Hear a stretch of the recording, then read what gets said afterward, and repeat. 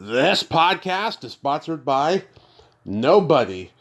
Hey dudes, welcome to Splat from the Past, the only 80s themed horror sci-fi show where things can get totally radical.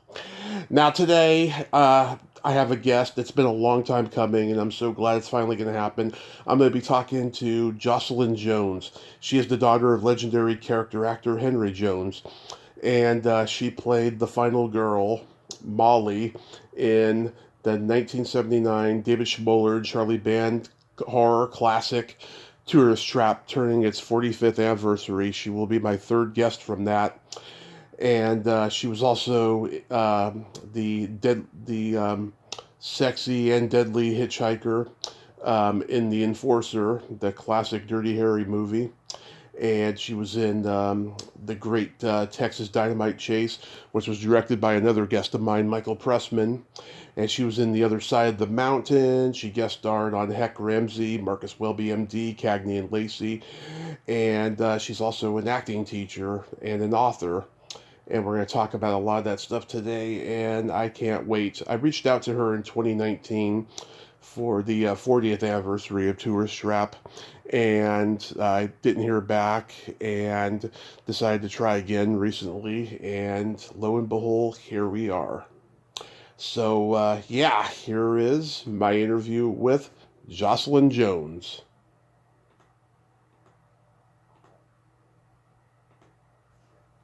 Hey, Jocelyn, welcome to the show. How are you today? I'm well, thank you. How are you, Tommy? I am fantastic. This is such a great honor. Thank you so much for taking the time today. Oh, well, it's a complete pleasure. It's my pleasure. I'm happy to meet you. Awesome. So, going back in time, I can imagine that growing up the daughter of Henry Jones, that it was only natural that you would go into acting as well. Well, actually, Tommy, I tried very hard not to. I grew up with actors, and I loved them to pieces, and I ended up, being a teacher for 30 years. But I thought one actor in the family was enough, and I tried not to be an actor. I fell into it. I started out modeling in New York with Eileen Ford's agency, and I was a really bad model. Mm-hmm. And in order to be in front of cameras, because I felt they were so intrusive, I started creating characters just to be in front of the camera. And she, the first pictures I took with her, she looked at them and she said, "Oh, Jocelyn, it looks like they lined your family up against the wall and shot them. I mean, you're so sad. It's so tragic. Nobody calls me up and says, I want the sad girl, Yeah. So, I figured I had to do something. She said, you have to do better. And she seemed to believe in me, and I wanted to do better, but I was really uncomfortable in front of the camera. I felt it was very intrusive and could sort of read your soul or something. Yeah. So I started creating these characters, and she took a look at those pictures and said, "Oh, you're an actor." And I said, "Oh, no. My dad's an actor. One of those is enough." And she ignored me and started sending me out. She had all models. So when she got a call for, an actor, a commercial, the first job she sent me on, I booked playing a drug addict, which was very good for the sad girl, Yeah. That's how that started. She would send me out, and I would book them, and then I thought, well, if I'm going to be an actor, I probably should train. So then I started training. Wow. Now, did you spend a lot of time on set with your dad when you were growing up? I did not. My dad, if you look him up in Who's Who, it says usually plays the worm who turns. He played a lot of really kind of creepy characters. Alfred Hitchcock loved him, and he was always hiring my dad to play the guy who killed his wife and stuffed her in the taxidermist who kills his wife and stuffs her inside the horse, or very weird, strange characters. So I wasn't allowed to watch a lot of his work. 310 to Humor was a big film he did. Yeah. He gets shot. He not only gets shot, but he gets hung. He gets shot and hung in it. He plays the town drunk. So I would have nightmares when I saw him in these creepy shows. So they just said no. And then The Bad Seed, he burned up. And so, I wasn't allowed to see that stuff. But I did have a really fun thing with him. The very first acting job I did, he was working on a show called The Defenders. Yes. And remember that old show? Robert Reed and E.G. Marshall. Yes, yes. And they were on location out where we lived in Rockland County. And they forgot to cast this part for a girl. The whole show revolves around finding a dead girl in the woods, a young dead girl. Mm-hmm. And they forgot to cast the part. And so they were like, what? How did this happen? And we have a whole cast and crew here, and what's going on? And what are we going to do? And my father said, my daughter is in school about 5 minutes away from here, and she's 11 years old. Mm-hmm. So they came and they got me, and they brought me to set to do this one, play this dead girl. That was my first role. Oh, wow. So, that was kind of fun to do that. But I do remember going to see him in the theater from the time I was like 4 or 5, and I loved the theater. I thought it was like a big dollhouse, Yeah. People played in. And I really, really loved it. So I saw him a lot on stage, Yeah, he was in so many of my favorite movies of all time. Bad Seed, Vertigo, The Girl Can't Help It, 9 to 5, so many great movies. I mean, that's a character actor's dream right there. Yeah, he did have that kind of career, and they always want to be. You always want somebody else's career. Just like if you're blonde, you want to be a redhead. If you're brunette, you want to be a blonde. If you've got straight hair, you want curly. If you've got curly hair, you want straight. Everybody wants the other side of the fence, and character actors always won. There weren't many who got to be. Tommy Ewell was kind of very similar to my dad, but he got these big starring roles opposite, Marilyn Monroe. Yep. And often when my dad was reviewed, they would mention Tommy Ewell because they were similar, and he was more known. And so I remember one time, he got all these reviews that mentioned Tommy Ewell. And Tommy wrote him and said, "Thanks, Henry, for the great reviews." It's kind of cute. So they all had a camaraderie, these character actors. I was raised. Oh, yeah. Remember Eddie Andrews and Willie Wyndham, and these are the guys I was raised with. It's just tremendous actors. They were like the plumbers, if you had to say more than a paragraph. Yeah. These guys in them, they told you the story of what was going on. It was a smaller world back then. There was no internet. Everybody knew each other in Hollywood. It was a real camaraderie. It was. You're absolutely right. When television, my dad was doing all theater. He was doing Broadway, and when television broke in the 1950s, they needed actors. Because they had, the stars, but then they needed people to play all the other parts. Mm-hmm. And so they brought all these guys out who were doing theater in New York, and they all stayed at the Montecito Hotel. That just became the hotel to put them up in. Had a beautiful pool. Do you know the Montecito? It's on Franklin now. I think it's like a actor's apartment building. Like you can get, if you're an actor, you might be able to get an apartment on a break at the Montecito. But at the time, it was a really cool hotel, and they all stayed there, and they would put a board out in the front in the lobby with all their names on it, so you could see, so-and-so's here and so-and-so's here. And then one night, my dad told a story. One night, somebody and wrote all their rates next to their name. And he said it was a little appalling how correct those rates were, because in those days you got hired by your rate, your day rate or your week rate or whatever it was. Yeah. Anyway, it was another thing then, and everybody knew everybody. Those are the days when casting directors were actually looking for actors. And, they would call you in to get to know you. They wanted to discover talent, and now they make you film yourself and send it in, and it's really, and now they want to be considered for Academy Awards. For what? Yeah. What'd you do? Anyway. Exactly. Did you grow up in L.A.? I did not. I grew up in New York, Uh-huh. and I was I grew up in the 60s, and I was a little rebellious, and at one point I was sent to live with my father in L.A. My parents were divorced. My dad lived in L.A., my mom lived in New York.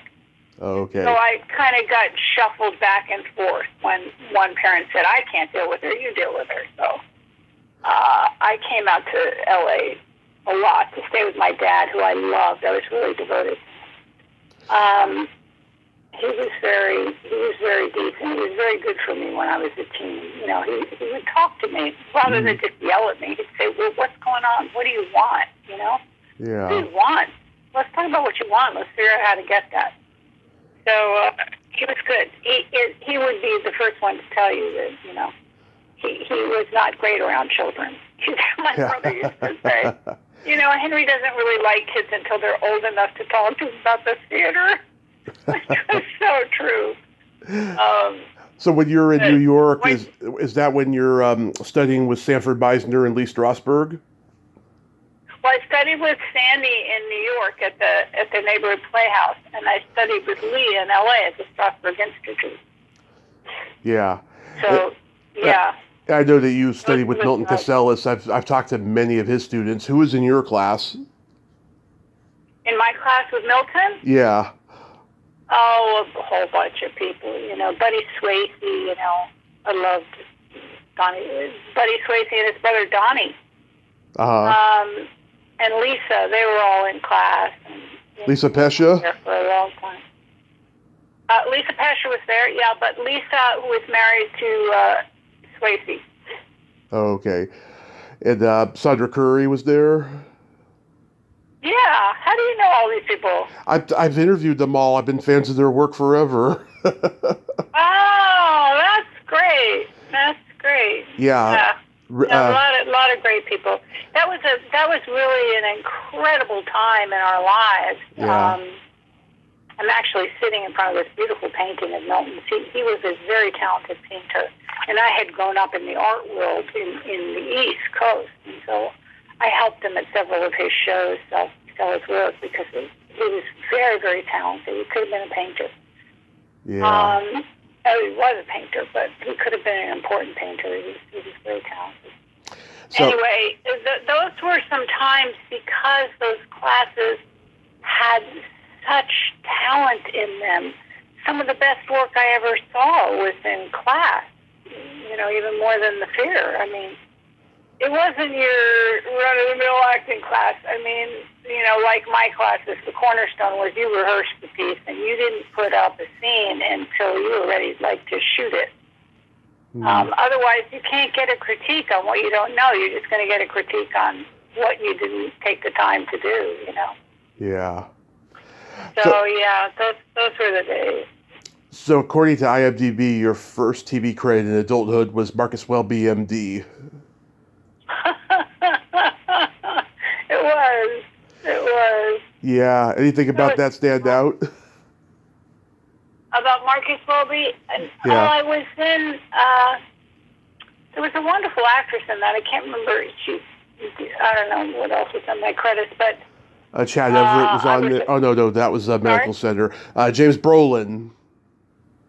Yeah. Yeah, it was fun. It was a lot of fun. I think I was in a class with a bunch of, we were supposed to be in some class together, young people in class. Maybe it was college, maybe it was high school. I don't really remember. But a couple of the actors who in that class, went on to have real careers. The Stranger Who Looks Like Me. That was a very bold, ahead of its time TV movie. Anything stand out about that? It was. Yeah, that was a really kind of a wonderful story behind that. The couple who produced that had an adopted child. Mm-hmm. They wanted to do a movie about it. Lou and Lillian Gallo. I love them. They were great people. They were great friends of my dad's.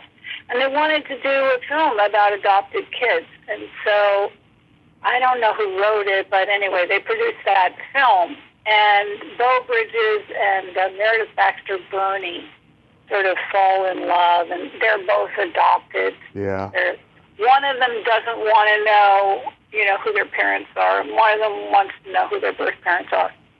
And the scene I was in, which was directed by Larry Pierce, who later hired me to do The Other Side of the Mountain, the scene I was in was really bold. I'm surprised you know how bold this whole scene was, because Larry decided to do an improvisation, and there were, I don't know, 15 people in that. It was like a group therapy session, and some of the people were parents who had given up their children for adoption. Some of them were parents who had adopted kids. Some of them were kids who were adopted who wanted to find their parents. Some of them were kids who were adopted who didn't want to find their parents.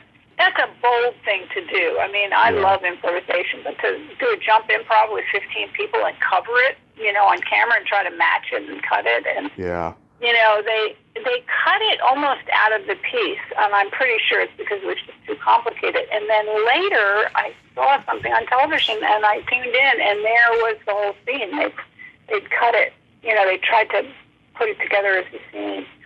And I remember really doing I was very proud of the work I did in that. Oh, yeah, Patrick Duffy was in there, too. Yeah, Patrick Duffy was in there. That was his first job. Yeah, it's kind of crazy. He was sitting next to me on the couch, and I remember getting into it with this woman. I don't remember what actress it was, but she was like, I don't want to see my children. I don't want to see my daughter. I think she had a daughter. I don't want to see her because, it'd be too painful. It'd be too painful for both of us. She has a life. I have a life. Let's just move on. That's my point of view. And I got into it with her and said, I could be your daughter. Wouldn't you want to just talk to me? Wouldn't you want to, just look at me? Couldn't we just see each other? Would you really want to miss out on that? And she started crying, and I was crying, and, it was fun. And they were trained actors, so they knew, most of the time people just want to hear themselves talk, so they start talking. But people waited, and they kind of waited to see, what's this one going to do? What's that one going to do? How can we interact here? Mm-hmm. Bo is kind of copped an attitude about the whole thing. He just thought therapy was stupid, and the thing was stupid. And I sort of got into it with him and said, we could conjure a little more respect. People here are trying to work something out. How much does it cost you to just pay attention and care a little? That kind of thing. And then we ran into each other in another film on The Other Side of the Mountain. Interesting. It was Larry Pierce with the same director. Yeah, that's a good movie. Marilyn Hassett is so talented. Yeah, she's really talented. He actually I was up for the lead in that.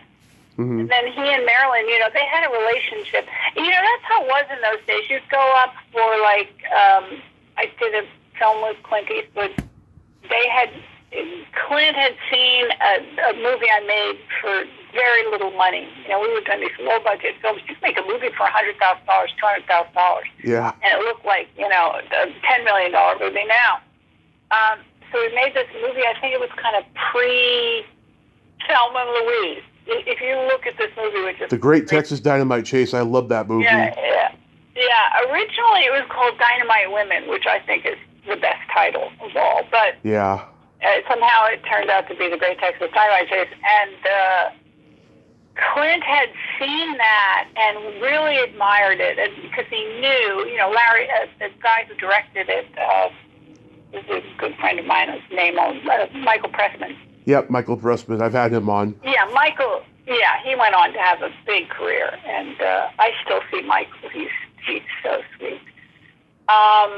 Anyway, Michael, made this movie for nothing, and people like Clint, who were dedicated, filmmakers, really admired that, and he loved the film, and he called me in for the enforcer for Tyne Daly's part. Mm-hmm. But I was way too young. I was 25, 26 years old. And, to be his partner as a cop, I would have had to go through cop school and be, buff and, all that stuff. I couldn't. It wasn't the part for me. So they gave me that part. The Enforcer is my favorite, next to Magnum Force of the Dirty Harry movies. And my dad and I, we would watch Clint Eastwood movies when my mom wasn't home because they were all rated R, because my dad loves Clint Eastwood. Yeah, you have that great line in it. Nowhere with you, numbnuts, buzz off. Well, that's the most absurd thing because I'd never even heard that expression. You know, Yeah. when the script came in, what I originally shot was, you know, I don't know, it's bad language for your show, but it was like nowhere with you, asshole, fuck off. Swearing's encouraged on this show. Well, oh, I'm sorry? I said swearing's encouraged in this show, so you're not offending Oh, me. okay. Okay, great, because I have truck mouth. But anyway, so that was the line, you know, and I'm from New York, so I said it, but evidently it was very harsh, and they thought, we can't open the movie with this. Mm-hmm. So we did a reshoot, and we shot it up at the top of Mount Tamalpais, which is, I mean, it was like a highlight in my career. Here I was on the top of this mountain. It was 75 degrees, cobalt blue sky, Clint Eastwood. I mean, give me a break. Yeah. It was pretty cool. And so we did this opening shot, and they didn't take the whole crew back up there to reshoot. I just went on set one day. This is how fabulous filmmakers are. Mm-hmm. They put me up on an apple box, and they put the camera down below me and shot up at me at the sky because it was a blue day. Mm-hmm. I think they just called and said, get Jocelyn, it's a perfect sky. So all they had to do was match the sky.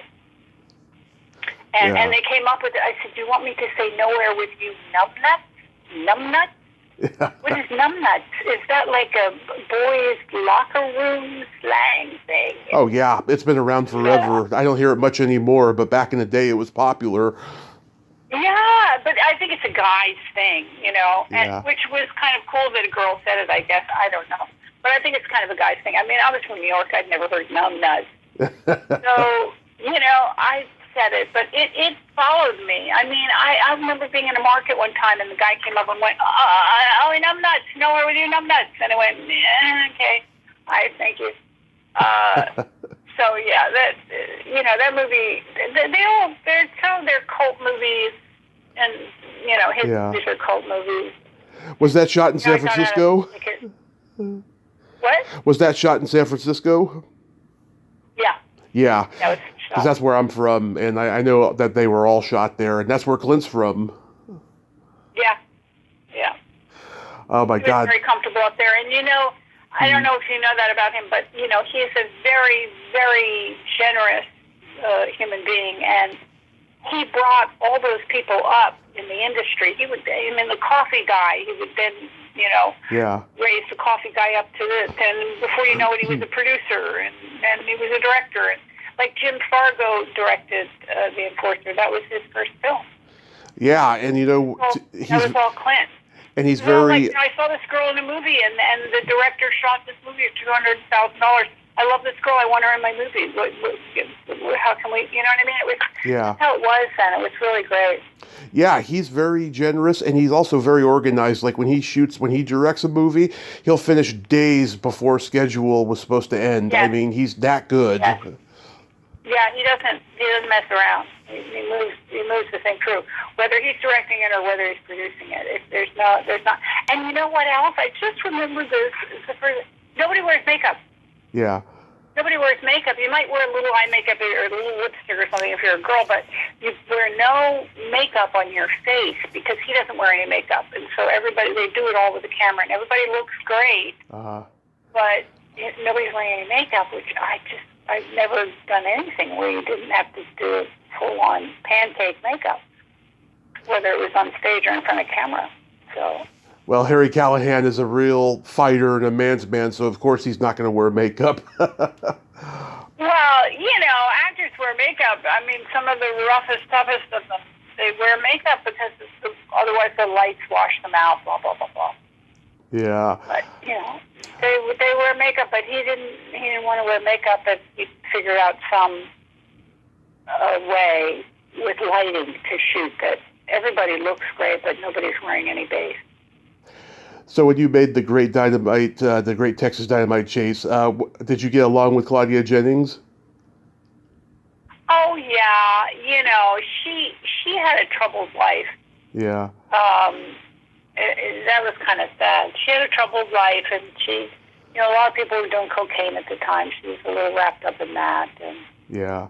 we had to shut down for a couple of weeks because she had a little problem with that, and it was sad. But she was a really lovely girl, and she used to say to me, "You look like my sister." She had a whole bunch of sisters. You two look like sisters. We look like sisters, and Michael didn't realize it. And one day he was sitting in Daly's, and he goes, "Oh my God, they look exactly alike." And so then they started dressing to that and playing to that, and we started playing to that. But that movie was so much fun to make. And was Roger Corman on set? No, I don't remember him ever coming to set. Yeah. Were you comfortable doing the nude scenes? Oh no. Really? No, and particularly with Claudia, who was like, the playmate of everything. And, I'd never done that. The only thing was my mom, it was a photographer. Yeah. And she was always shooting people nude. And so, you couldn't get out of bed, she'd be shooting you nude. So I didn't have a lot of nudity, but, I had a lot just being in front of a camera, so being in front of a camera nude. So, I drank a little wine, I think, for that scene, if I remember. Yeah. I can tell because I'm moving in slow motion. My father always said, when I always know when you're a little drunk, Jocelyn, because you move in slow motion. Yeah. I love that scene with Sheriff Carl. You tie him to the tree bush, and then you got the fake dynamite stick. Yeah. That is so classic. It was fun. It was fun. Yeah, and I would just scrape together everything. I mean, the scene, actually, my love scene with Johnny Crawford in the four-poster bed, that's Claudia's house. And that bathtub scene with all of us in the bathtub, that's in Claudia's house. And I don't know where we scored the white Rolls Royce from, but we just begged, borrowed, and stole anything we could, including shots. The shot where Johnny is shot and falls into the reservoir. We weren't supposed to touch that water, and so they shot it once, and suddenly there was a guy there, some kind of official saying, you can't have the water and the bread and the squibs, and you can't do that. And they had a great first AD there. He was from Australia, and he walked the guy off set, saying, "Let's get into it. Let's talk about it." And behind him, he took his fingers and twirled it around like, "Keep rolling, I'll distract him." Yeah. We got a couple more shots, and then we left. I mean, it was really guerrilla filmmaking. Oh yeah, and I gotta tell you, the lovemaking scene reminds me of every '70s porn I've seen. Where there's a build up before the foreplay. It reminded me of that. It was a beautiful scene, I think. Well, yeah, I hope it wasn't porn. I think no. Porn, but there was like a thing. You had to have your breast. You had to say, "Okay, you can shoot my breast. You can shoot my ass. You can shoot this. You can shoot that." You kind of agreed to things. I mean, one of the things I was like, I will not walk directly away from camera because I was very, I weighed 3 pounds, but I was had a thing about my butt. All women have a thing about their asses. So I didn't want to walk straight away from the camera. And one of the first shots, they had me like walking straight away from the camera. And I went, "No, you can't do that. No, I'm not going to do it." So he said, "Well, it's a sound situation." And I said, "Uh-huh." And he said, "Well, it's either that, Jocelyn, or you're going to have, the guy's going to lay on the floor with a broom up your twat." And I went, "Okay, I'll take the broom up the twat." Love it. Love it. I found Tara Stroheimer on Facebook a few years ago. I don't think she's seen my DM, but I did send it to her to get her on the show. What was she like to work with? I didn't know her. I didn't really work with her that much or something. I don't remember her. I don't remember her. She was naked in every movie she did in the 70s, and now she's like a grandma of the year. She's always posting pictures of her and her grandchild, which I think is great. Yeah. Well, it was a formula then. All of those pictures were formulas, and you had to have a certain amount of nudity or you couldn't get the money.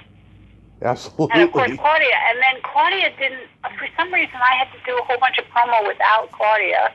Yeah. And they were so disappointed because I would arrive and they would go, "Oh, and here's Jocelyn Jones, Playmate of the Year." And I went, No, that's Claudia. She's not here today. but I am. Oh, well, who are you? You know. Yeah. They all wanted Claudia. No, you looked great. I have to say, you looked really, really gorgeous. Oh, thank you, dear. Thank you. Of course. So, how does Tourist Trap come to you? How did Tourist Trap come down? Yeah. Tourist Trap, oh boy. When Tourist Trap came along, the first thing I heard was Henry Fonda was playing Lawson. Uh-huh. And I went, Henry Fonda? Really? Henry Fonda? Okay, I might like to do a film with Henry Fonda. So it was a straight offer, I guess, because of the Great Texas Dynamite Chase. Yeah. I don't know why, but it was the first time somebody just like offered me to lead the movie. Mm-hmm. So I'm reading the script, and wasn't my husband at the time, but is my husband today, came in, my boyfriend of the time, husband, walked in, and I was crying. And he said, "Why are you crying?" I go, "Oh, because they're offering me this movie, and I'm probably going to do it, and I really don't like horror movies. I don't like this script. I don't want to do it." So, but, you're not going to turn down the lead in the movie with Henry Fonda, who turned out to be Chuck Connors. Yeah. A better choice, by the way, because we had a lot of fun, and David Schmoller was great, and Pino Donaggio made that movie, by the way, with the music. Oh, yeah. It was Great Texas Dynamite Chase. Craig Saffin did the music on Great Texas Dynamite Chase, and he set the tone of the picture, that this is a fun, this is a romp, this is what they fashioned Thelma and Louise, was Great Texas Dynamite Chase. You can't see Texas Dynamite Chase and not say, oh, let's see, isn't Thelma and Louise the A version of this? Two girls robbing banks? Anyway, Pino Donaggio did the music for Tourist Trap, and it's fantastic. It is.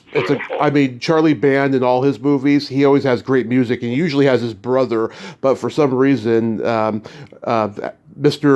However you pronounce his name that you just did, yeah, he did a great job with the music. He made that film. It's funny how much music can influence a picture, and certainly these are the filmmakers of the future. It's like when I was teaching, I would say, go get your pictures and resumes at AFI and USC and all those student filmmaking places, because you'll get experience, but also these are the filmmakers of the future. Mm-hmm. And so it was the same with these low-budget movies. These guys, this is how they broke into the business. So I've had Dawn on, and I just love her. She's become a good friend. And John Van Ness, she connected me with him, a great guy and stuff. Did you become friends with everybody on this movie? Well, we all had a good time. We didn't keep up our relationship. Mm-hmm. John Van Ness and I kind of say hello to each other on Facebook sometimes. He's a really sweet guy, and he's a great interviewer. He's much better than I am. Somebody recently interviewed me, and they said they just interviewed John, and I looked up the interview. He sent me the interview, and I read the interview that John had given him. And John is fantastic. He remembers everybody. The first, second AD, the costumer, he knows everybody's names, and he has great stories. And, I don't remember all that much. He had a story for every movie I asked him about, and then some. He is a good talker. Yeah. He is a great guy. He's a terrific guy. What was young Tanya Roberts like? She was gorgeous. Of course. She was having a little bit of a fling with the DP. This was not uncommon in movies. Smart actresses kind of, the DP is going to make me look good. And, she had that tiny costume. She had a little tube top and these little cut-off shorts. And the whole rest of her was in full body makeup every day. This is a naughty story to tell, but you'll probably like it because of that. So, everybody sort of started suspecting that she and Nick, Nick von Sternberg, who is, what's his name, von Sternberg's son, and a very talented cinematographer. We started thinking they might be, fooling around a little bit. And then Nick came back from lunch one day covered in body makeup. Yeah. You're all like, okay. So I don't know whether John told you that story, but Probably. Did they let you keep anyway, the summer? she was there, and she was just so beautiful. She had those eyes, that were Yeah, those pale eyes, very sweet. Yeah, like yeah, like Meg very Foster. sweet. Yeah, Didn't want to look bad. Didn't want to really struggle with her death scene because she kept saying, "You just want me to look bad." David kept saying, "No, I just screamed. It's a horror movie.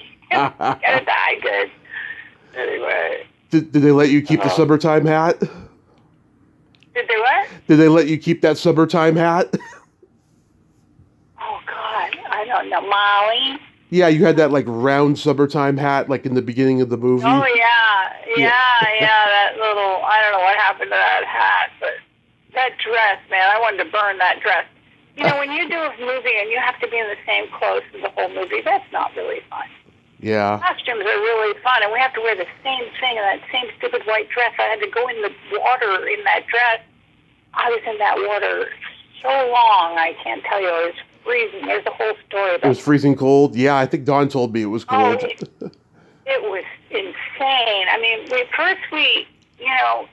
we should, of course, you have to save money, so you have to shoot all the water in the same day. So, I don't know where they found that little oasis of very cold water, but first, we were in there skinny dipping, and Chuck Connors arrives and says, "Howdy," and that was how he's introduced. He goes, "Who are you, little lady?" I go, "Molly."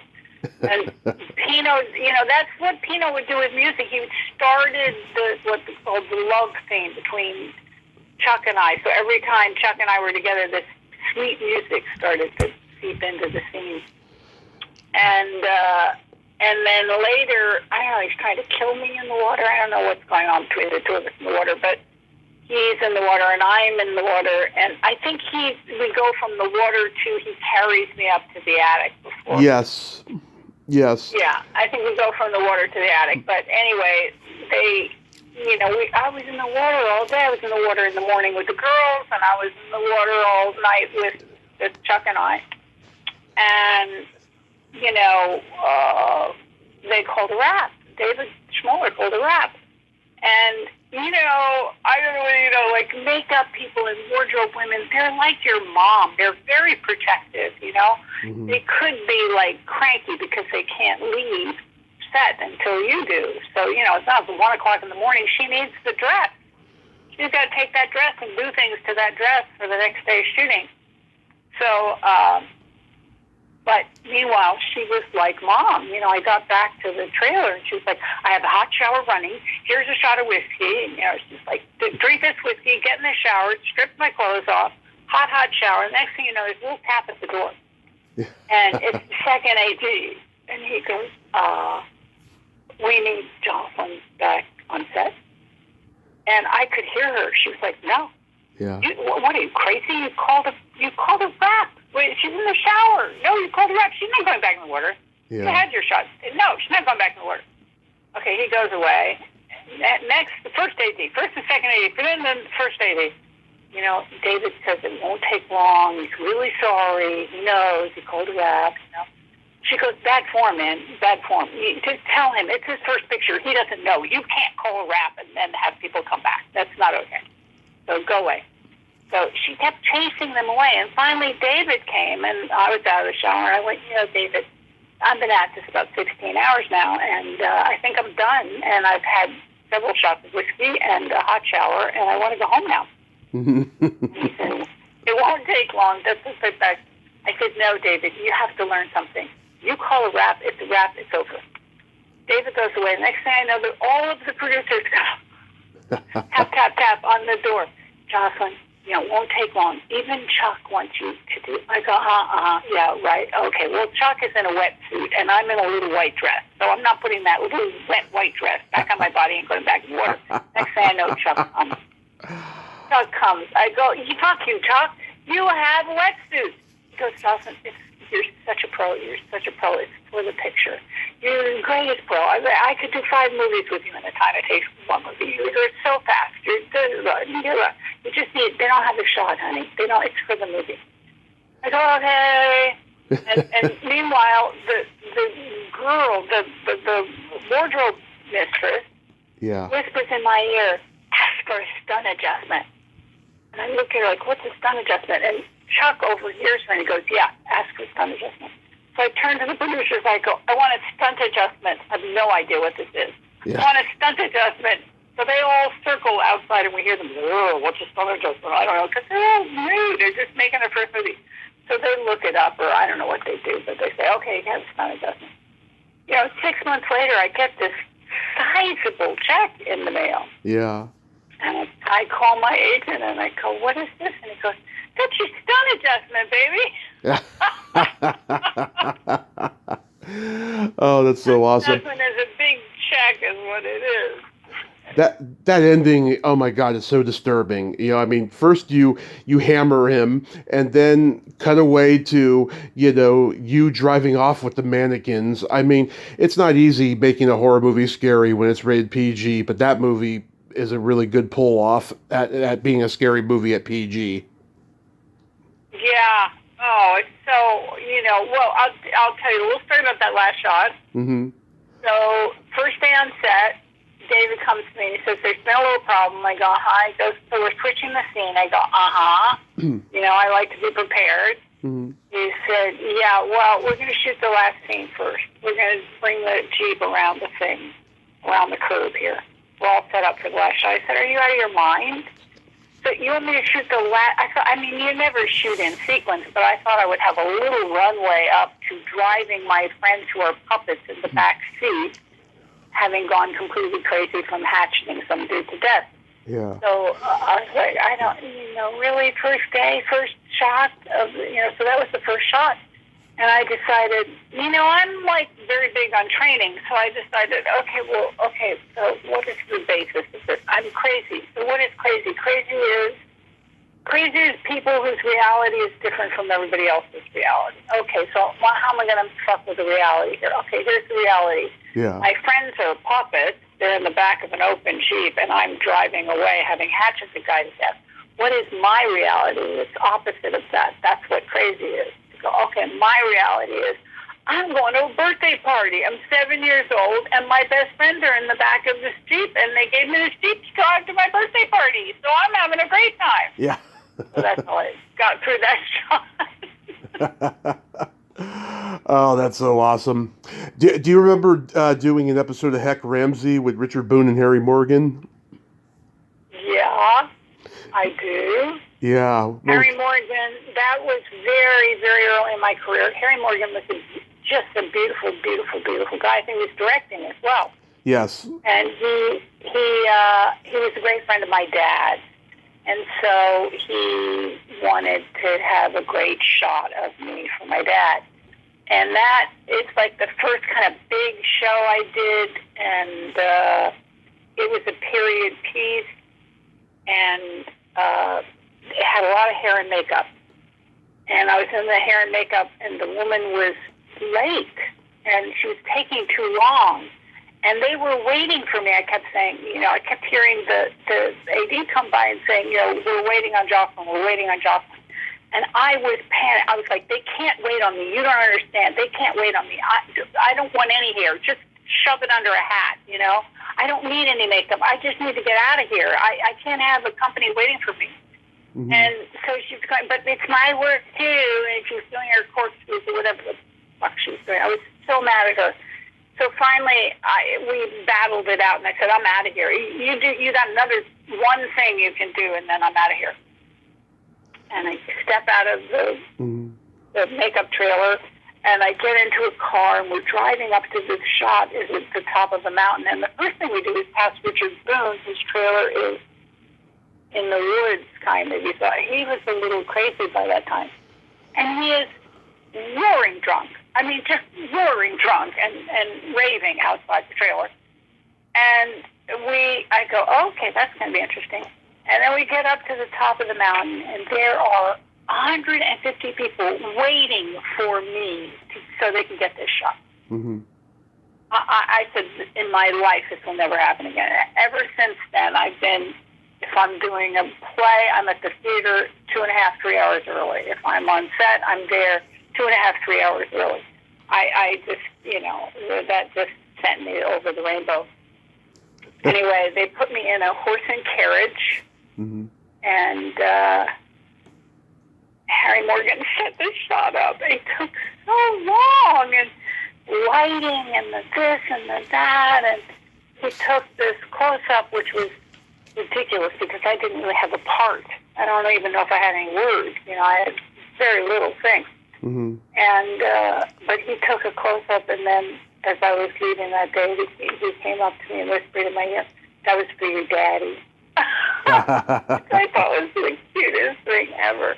But, that thing went into Tourist Trap because I remember I'd go into makeup on Tourist Trap, Mm-hmm. and I would say, can I ask you something? And she'd say, what? And I'd say, why am I always the third one in makeup? Why do I always get the last call to makeup? And she said, well, Jocelyn, you're starring in the movie, so we like to let you sleep late.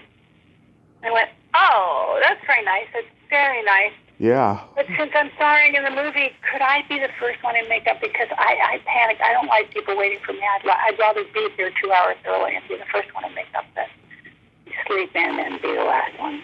Would that be okay? She said, yes, I'll tell them. So we changed that. I've always had a thing about being late, and it could have happened on that show. How about, do you remember when you were on Cagney and Lacey? I was pregnant. Oh, yeah? I was pregnant on Cagney and Lacey. And the other thing is, which is so cute, is that Tyne Daly and Sharon Tyne Daly Glass? and I went to high school together. So she was older. I mean, she was one of the big kids. Right. She's still, we were in the same high school. I knew her younger brothers and sisters. And so she ended up, in the quiz. I did a Cagney and Lacey, but also she did the part that he first, seen me for in The Enforcer. Wow, that's a crazy coincidence. Yeah. I had Sharon Glass on about a year and a half ago. She's a great lady. Oh, yeah. Great actress as well. Yes. And, oh, my God, she's got a mouth on her, I'll tell you. Yeah. She's a tough cookie. She was managed by Monique James, who was one of my father's closest friends. Uh-huh. Those were the days of universal contract players. She was a universal contract player. Yeah, I've had about maybe 5 people on here that claim to be the last contract player at Universal in the 70s during that big TV heyday, and it's hard to tell who really was one, but they were definitely all a part of it, and Sharon was one of them, of course. Yes, and Monique was partners with Eleanor Kilgallen in New York. Mm-hmm. So Eleanor would sort of cover the talent in New York, and Monique would cover the talent in L.A. And you have no idea what these women did for their actors. I mean, Monique loved my dad and took care of my dad. I mean, if he was on a show, she wrote everybody. And this is before email. She would send out an all-points bulletin, please watch Henry on this show. His work is really good. I'd love for you guys to work together in the future. I mean, they hustled for work. Yeah. They started out as agents, and these agents were real agents. They were agents, managers, visionaries. They believed in actors, and they worked for them. They worked hard for them. Yeah, well, all you had to do was be nice to people in those days, and, there was more work, so it was easy to get work. It was a little easier, yeah. Yeah, I mean, now it's I really feel for actors now. Because, and this whole thing of filming yourself is just an insanity to me. That should be illegal. I mean, SAG should get... I mean, also, SAG used to be really powerful. And now they're sort of ballless. They can't really get much done. But they used to be very powerful and really... you used to be able to have a facelift, and SAG would pay for it. Yeah. They used to pay for your therapy, really. Yeah. It was crazy, but true. So yeah, it's not the same industry, but it's not the same world either, is it? No, it's a whole different world. Did you get a different world? Did you get into script doctoring? I did. Yeah. So how did that come about? So, What happened was, I was, all these guys will tell you, Michael will tell you, David Schmoller said, would look at my script and say, you should be directing this film. I got into teaching because I really got into the machinations of the word machinations. Yeah. Mechanisms of acting and what that was. And I was an actor's daughter, and I was raised with actors, and I trained with Sandy and Lee and Milton, and I was really interested in I became more interested in that. And people started asking me to coach them before I was even a teacher. Some really beautiful actors who had great careers, and they, would see my work at the Playhouse or something, and they would go, would you help me with this script? Yeah. So I became a teacher, and then, I got a certain reputation and was very effective as a teacher. And then Hollywood came calling. I just got a call, the first call out of the blue from one of the biggest movie stars in the world, and said, so-and-so wants you to work with them. So, I remember meeting and saying, I'm not going to teach you anything about acting. You're the biggest movie star in the world. You know how to act. Obviously, look what you've done for yourself here. Yeah. But I can help you with the quality of your choices, and I can help you feel like you're really prepared, because actors feel really confident, when they're prepared. And so I would break down scripts like I would break down my own script, and like I was playing the part, and so I would see these choices and things they could do. And I would also see, just because I had the talent for it, I would see where the script was off. And so then I started boarding scripts, like we do every scene in the movie on a card, just a quick little brief synopsis of it, so you can walk the movie like you walk past these cards, you read these little blips, and you take in the movie. And you realize, oh, here it's going south, it's going over there. So then I would help with the structure of that and say, what if we did this? What if we did that? What if we took all of this stuff and made it into a montage?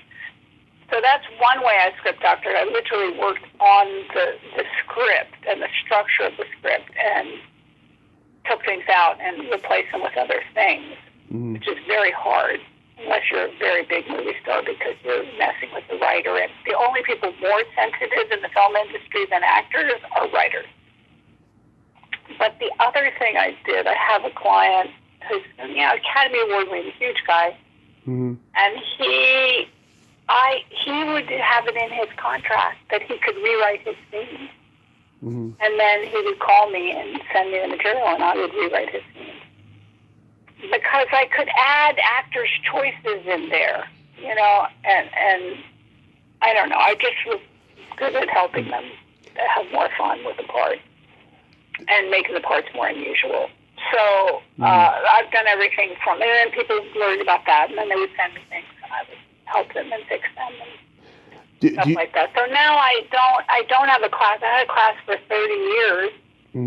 I don't have a class right now. The last class I taught, we shot it with 3 cameras and turned it into a 16-episode documentary series. Oh yeah. Which you can look at. You can look at snippets of it on the website, JocelynJonesStudios.com. Right. And it has previews for each one, so you can kind of get an idea of what I had these acting classes with these awesome actors, like Milton's classes. And I wanted to show people what an ideal acting class looks like, because there's a lot of people hanging shingles out there saying, acting class, I'm an acting teacher. And they're not very good. And, there's a situation with acting teachers, I don't know what it is, but they have very large egos, and they want to play God a little bit. Oh, yeah. And I don't like that. Milton had a little bit of that. And people were afraid of him, and he liked that. I don't like that. I don't want them to put me on a pedestal. I don't want to be their friends. I just want to help. I just want to help you be better at what you do. Mm-hmm. And part of that is I want to help you be independent. My whole thing is be independent. Don't rely on a teacher. I just did a private with a girl. She said, well, I'm going to go back to class. I go, don't go back to class. Yeah. Just audition. That's your class, okay? Tell them to, and you'll audition for anything and have that be your class. Prepare for it. So, So I did that, and I wrote a book, and that's on the website, and I did the thing, and now I do mostly private, but I do everything from, like, people get a movie, they get a big movie, and they come and we optimize their part, and I'll spend 3-4 months before they start shooting. I don't want to be on set. I don't want to be known, I'm the background player here. And then the other thing is, people will come for career counseling. I'm here, but I want to be here, and for some reason I'm very good at helping them do that. Just something I can do. Yeah. And some of that work is in the book. There's exercises in the book. Like, it's kind of dare people to say, what do you really want? If you could have anything in the world, barring all obstacles, what would that be? And most people can't answer that question because they've already feel they've failed at it or they feel it's impossible. But it's not impossible. The first thing you have to do is to dare, is to say it, So I was just working with a girl who her career kind of fell apart. And I said, if you could have anything you want in the world, what would it be? She said, I want to be on Broadway. I've always wanted to be on Broadway. I go, okay, what's the fastest route to Broadway for you? For another girl, like there's a beautiful actress, Lana Parrilla. I don't know if you know Lana. Sounds familiar. Lana was in that series, which was a big deal, Once Upon a Time. Okay. She played the witch. And she has a cult following. I mean, she has so many people she has crazy fans. They just love her to pieces. And she has very high TVQ from that show. She's very well known and seen and loved in the TV community. And she has a big following, huge following. Mm-hmm. So she was going to do the master class that we shot. And I told her, she said, can I be in the class? And I said, you can be in the class under 2 conditions. One is you have to do Italian-American reconciliation because, I've been wanting her to do that for 20 years because she's very elegant and beautiful and a wonderful actress. But she's half Puerto Rican, half Sicilian. So I wanted her to do some Patrick Shanley. I wanted her to get down and into New York a little bit more. And so she did that in the class. But the other thing I saw is, she is a real actress. She's very trained. She loves acting. She's very serious. And she wants a career forever. She wants to act in her 60s and 70s. And I said, well, the way to do that is you have to do theater. You have to legitimize yourself as an actress. And the way to do that in theater is the way to do that is Broadway. So we do this interview before. We shot all the interviews so you could kind of get to know the actors. And after her interview, she was walking to the car, and it hit me like a ton of bricks. I went, oh, my God, I know how to get her on Broadway next season. I said, come back here, come back. And she came back in the house, and I said, I know how to get you on Broadway next season. And she said, how? And I said, you're going to go into Chicago. Because Chicago, the musical, they like a lot of people from television, people who have followings. Mm-hmm. And she said, but I don't really act, and I don't sing, and I don't dance. And they said, well, you have 8 weeks. We'll put it up as the last scene of class, and you've got 8 weeks. You get it together, put it together. And she went to town. Mm-hmm. She spent a lot of money. She got the choreographer, did the original piece. She found a voice teacher. She got costume, makeup, 2 dancers who'd done the show. And she not only put it up the last class, in the last episode of the series, she sent the film to the producers of Chicago, and she booked the job. They not only wanted her to do the one part, they wanted her to go back to back. They wanted her to do one part and then switch around and do the other. So Velma and I can't remember the other one's name, but both parts. Mm-hmm. And then came the pandemic. Yeah. She was going to go to New York and train for it, and then came the pandemic. So And now I'm like, why, honey? Go back to them. Go back. Do it. And she goes, well, because I'm so far away from that. I worked 8 weeks, like 6 hours a day.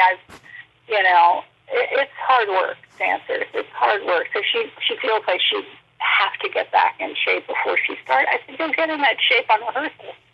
But, the actress wants to go in that way. She felt confident that she could do it because she spent 8 weeks putting it together. So anyway, that's the kind of work I do. It's like, Where are you now? Where do you want to be? And then we set, motion to that. That is awesome. So real quick, we got to play my secret silly game. This is a series of silly slumber party questions. It's no win or lose. It's just pure fun. And how the game works, Jocelyn, is I ask you the question, you answer it, and then you ask me that exact same question, and I answer it. And feel free to comment on the answers because they might be funny. Okay, or you might just stump me. I'm not very good at these things, but let's go. Okay. Jocelyn, are you ticklish? Yes. I'm very ticklish. Are you ticklish? Oh, yes, but if you tickle me without warning, I might hit you in the groin. Okay. Is your belly button an innie or an outie? My belly button is an innie outie. Okay. It goes in first and then it comes out. Love it. And Tommy, is your belly button an innie or an outie? It is also an innie. June is National Belly Button Month. I celebrate it every year. I see. Are you happy with your innie? I wish mine was an innie because it's kind of closed up and you can't see it. Mine goes in, but then it kind of bubbles out again. I'm very happy with it. I have a very deep one. Oh, yeah, you got a real innie there. Yes. That's not an innie out. Yes. What color are your toenails painted? Red. Red. I like red toenails. Tell me, what color are your toenails painted? Light purple. Oh, yeah? Yeah. This is why you have this question, just so you can tell people that your toenails are like purple and we can imagine what that's like. Oh, yeah, I've been painting my toenails since I was 13. Oh, yeah? Mm-hmm. That's fun. You paint them yourself? Yes. I used to get them done professionally, but inflation has gone up, and one time I got fungus. It's just like, it's not worth it, so I just do it on my own. Yeah. Okay. Well, it's, nice and zen. It calms you down to do it on your own. Exactly. What would you say is your best personality trait? I care. You are very caring, you seem like. Thank you. Tell me, what is your best personality trait? I have empathy, and I have no filter. Okay, good. Yeah. I get that. Empathy is a tricky thing, It is very. Empathy is a tricky thing because, I have that problem. My husband has to help me with it because you feel the same for somebody else that you would feel for yourself, and you sometimes can't separate those two things. And I have to remind students when I see, this is an empath, and they're all fucked up because they're taking on somebody else's stuff. And often it's a family member. And, it's very complicated. I mean, it's wonderful, but it's a curse as well because, yeah. It's exhausting. You take on too much. But you know how to filter it, which is in my book. You go out and lay down under a tree and look up at the trees. You get in communication with nature, but I mean, not just walking and liking it, like talking to it, getting into communication with it, so that when you're looking at a tree, the breeze will come up and you'll know that you did that. Oh, that tree is talking to me with the breeze. Get in communication with nature, and then it's like a purifier. It's like a water purifier. It purifies the soul and the empathy, and it clears out everything that's not your stuff. And you ask for that. Help me with this, please. It's a form of prayer. I should give that a try. If you could have anything named after you, what would it be? Anything named after me? Yeah. A grandbaby. Oh, love it. Yeah, I have my first grandbaby. It's a little boy. Oh, my God, boys are so different than girls. Oh, my God, he's too much. It makes me love men more. It makes me love boys. It makes me understand them more to see this child. He's 18 months old, and he is just, he gets up sometimes at 4 in the morning. He's decided because he loves life. Mm-hmm. So he wakes up at 4 in the morning. He turns on the light. He turns off his sound machine. He goes to the window, which is kind of like a stage because it's got like a windowsill, deep windowsill. Yeah. And he gets in on stage in the window and says hello to New York. Come on, what are we up to today? What's going to happen today? Just bam, once the world. For me, I would like to have a vibrator named after me. Okay. I would call it the Tommy Chatsy. Oh, okay. You called it the Kamikaze. Yeah. Kamikaze. And then my favorite question, is there a stinky smell that just makes you gag? Yes. Like shoes. Like those shoes. Yeah. These shoes. Just, can't do it. Teenagers, for some reason, their shoes are the smelliest. I guess it's hormones. I guess you're, doing whatever you're doing as a teenager. It's so hard to be a teenager. I guess they deserve smelly shoes. But yeah, smelly shoes are the worst to me. For me, it's either farts. Cheeses. Oh, yeah. I'm sorry. Yes. And Tommy, what is the smell? The grossest smell? Yeah, cheeses are pretty bad too. It's either farts or feet for me. Yeah, feet, shoes, same thing. Yeah, it's gross. Some farts are particularly gross. Yeah. others not so much. Depends on the GI tract,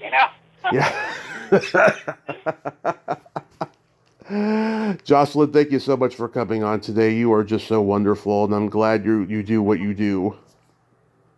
Thank you, Tommy. Thank you for having me. You're just lovely to talk to. Very easy to talk to. Thank you. For a very pleasurable hour. I enjoyed it immensely. Good luck to you and everything that you do. And I wish you well, my friend. You too. Have a great rest of your day and be safe out there. Thank you very much. You too. Thank you. Bye-bye. Oh, bye-bye. Well, there you have it. Jocelyn Jones, ain't she a sweetheart? Oh my God. What a force of nature. I love talking with her. She was so lovely and also had a very New York-y mouth. I just enjoyed her so much. She was pretty awesome, and she was a badass final girl in The Tourist Trap. If you haven't seen that movie, go check it out. She is so great in it and gorgeous as well. Well, until next time, this is Tommy Throwback Kovac saying, there's no shame in living in the past because the present sucks. Later, dudes.